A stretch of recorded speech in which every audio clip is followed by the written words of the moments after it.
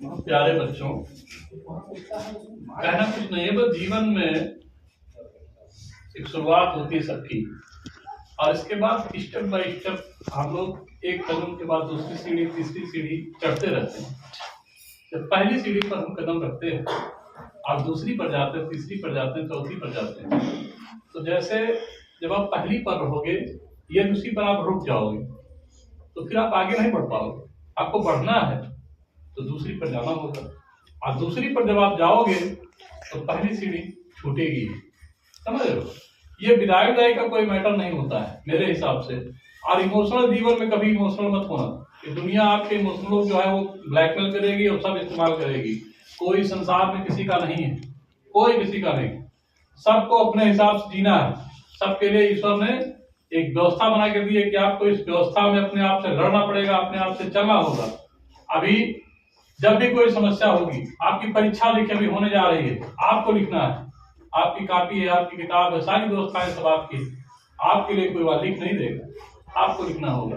बस होता यह है कि हमारी छोटी छोटी गतिविधियों में हम लोगों के साथ ईश्वर किसी को भेजता है, दोस्त के रूप में, भाई के रूप में, बहन के रूप में, टीचर के रूप में और माता पिता के रूप में। वो जो है उसमें मदद करता है और उस मदद के बदले हम लोग ये मान लेते हैं कि वही सब कुछ है। ऐसा नहीं है। हम लोग अभी छूटेंगे, इसके बाद आप जब डिग्री सेक्शन में जाओगे तो बहुत सारे टीचर आपको मिलेंगे, अच्छे लोग मिलेंगे। हम लोग उतने अच्छे हैं कि नहीं है, वो तो आपके बचपन की यादों से जुड़े हैं, इसलिए आप हमें भूल तो नहीं पाओगे।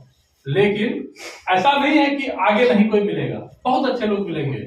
बस एक बात ध्यान रखना कि जो नींव ये हम लोग नींव बनाते हैं, जो ये नींव हम लोग बना के आपको दिए हैं कि कैसे आपको जीवन को जीना है, उस जीवन को जीने की कला लेकर आप आगे बढ़िएगा तो कभी भी कोई गड्ढा, कोई समस्या वो आपको परेशान नहीं कर पाएगी। क्योंकि वो नींव मैंने बनाया है आपके लिए, जो हमने अपना बेग किया है उसमें हमने ये बनाया है। सन 2013 में जब मैं बीएड कर रहा था, उससे पहले मैं एलएलएम करने के मूड में था। मैं चाहता था कि मैं एलएलएम करूंगा, एलएलबी करके रखा था इलाहाबाद यूनिवर्सिटी से। मैंने सोचा कि मैं जो है यहाँ पर है कि व्यक्ति का निर्माण कर दिया जाए तो वो सारी समस्याएं समाप्त हो जाएंगी। वो तब तक नहीं समाप्त हो पाएंगी जब तक आप किसी चीज को, मान लीजिए मैं पुलिस बन जाता तो मैं अपराधी को ही टोल सिखा पाता। और अपराधी बनता कौन है? कोई पढ़ के आया होगा वही तो बनता है। तो उसी को मैं रोकना चाहता था।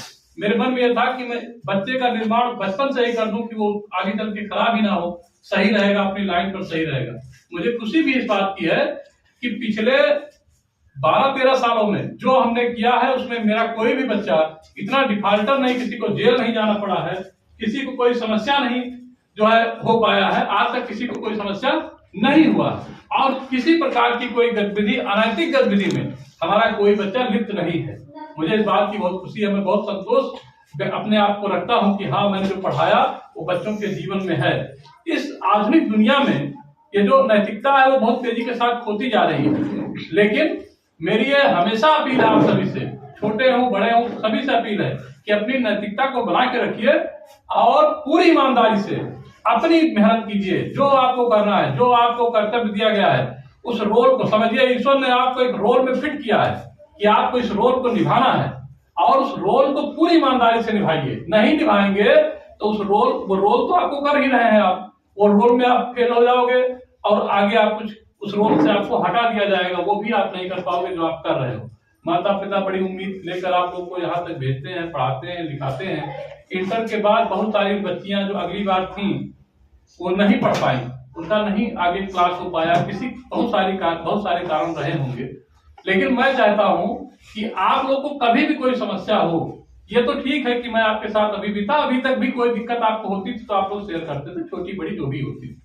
आगे भी हम कहीं जा रहे हैं, आप कहीं जा रहे हैं, थोड़ी सी यह होता है कि आप अपने थोड़ा सा हम लोगों से दूसरे क्लास में आप पढ़ रहे हैं, अलग जगह पढ़ रहे हैं। लेकिन उसके बाद भी जब भी आपको आवश्यकता हो कि किसी चीज में आप हमारे मित्र हैं और मेरे शिष्य भी हैं, जब आपको लगे कि मुझे अब मित्र की जरूरत है तो आप मुझे याद कीजिएगा, हम आपके साथ रहेंगे। कोई दिक्कत नहीं होगी आपको कहीं भी। वो तो ईश्वर की इतनी माया है कि हम लोग इलाहाबाद यूनिवर्सिटी, लखनऊ और जो है फैजाबाद, बहुत सारे जगहों पर, और हमारे बहुत सारे मित्र, बहुत टीचर है, तमाम यहाँ प्रोफेसर है, बहुत अच्छी अच्छी जगहों पर हुए, मैं ही केवल ऐसा हुआ कि मैं नहीं कुछ कर पाया, बहुत सारे लोग अधिकारी हो गए, मैं नहीं कुछ कर पाया, या ये मैं करना नहीं चाहता था, या ये करना चाहता था कि यहाँ के पढ़ाना है। मेरे जीवन के बहुत सारे उद्देश्य है इसी विद्यालय से कि एक उद्देश्य मैं पूरा करूंगा। ठीक है, वो परिस्थितियां हैं, समय है, किसी हिसाब से चल रहा। और मुझे इस बात की खुशी में बहुत संतुष्ट हूँ कि आप लोगों को मैंने पढ़ाया है। आप लोग पढ़ने में बहुत ब्रिलियंट हो। मैंने देखा भी, आप लोग जाते होंगे परीक्षाओं में और बाहर जाते होंगे दूसरे स्कूलों में, दूसरे स्कूल के बच्चे आपको मिलते होंगे, आप उनसे अपने आप को कंपेयर करते होंगे, आपको लगता होगा कि नहीं आप तो बहुत बेहतर हो, उनसे बहुत ज्यादा आगे हुआ, उनको कुछ नहीं आता है, या आता है तो आप उनसे बेहतर जानते हो, उनकी बातों को, भावनाओं को बहुत अच्छे से आप समझ लेते हो, समझ जाते हो, और उस कैसे अपने जीवन को जीना उसकी कला बहुत अच्छे से समझते हो, जानते हो। अभी तक कोई समस्या नहीं है, आगे भी आपके जीवन में कोई समस्या नहीं होगी, ऐसी आशा मैं करता हूँ। और ये प्रार्थना भी ईश्वर से करता हूँ कि आपको कोई दिक्कत भविष्य में ना हो। कोई दिक्कत होती भी है, हम लोग हैं, 24 घंटे हैं, आप एनी टाइम फोन कीजिए। आपको बताएं कि एक बहुत वो है कि एक लड़का था, वो रात में 1 बजे फोन कर देता, तो परिवार मान लीजिए घर पर है, तो 1 बजे रात में 1 बजे कौन फोन करता है, कौन सा आपका शिष्य 1 बजे फोन कर देता है? तो रोज मिला देता था, 2 बार 3 बार मिला देता था, झूठा मिला देता था। और उसके जो बड़ा तनाव हमारे परिवार में रहता था, कह रहे ये रात में 1 बजे 2 बजे कौन फोन कर देता है, इतना कौन सा तुमको मारने वाला, तो पीछे तुम्हारा छात्र हो गया, ये दिन में नहीं पढ़ता है, शाम को नहीं पढ़ता, सुबह नहीं पढ़ता, रात में पढ़ता है। लेकिन उसके बाद भी कोई समस्या नहीं। उसका कारण यह है कि हम आपसे जुड़े हुए हैं, आप एनी टाइम 24 घंटे कभी भी, और छोटी समस्या से लेकर बड़ी समस्या, कोई भी समस्या वो जो है आप शेयर कर सकते हैं हम लोगों सभी टीचरों से, समझ रहे हो आप, किसी से भी, मुझसे विशेष रूप से नंबर आप पास है, कभी भी आप बात कर सकते हैं, कोई समस्या नहीं है। और ये विदाई का कोई कार्यक्रम नहीं है, ये आप मत समझ के जाइए कि मैं आपसे मतलब ये हुआ कि आप यहाँ से जा रहे हो फिर आपसे कोई कांटेक्ट नहीं, आप विद्यालय नहीं आ सकते हो।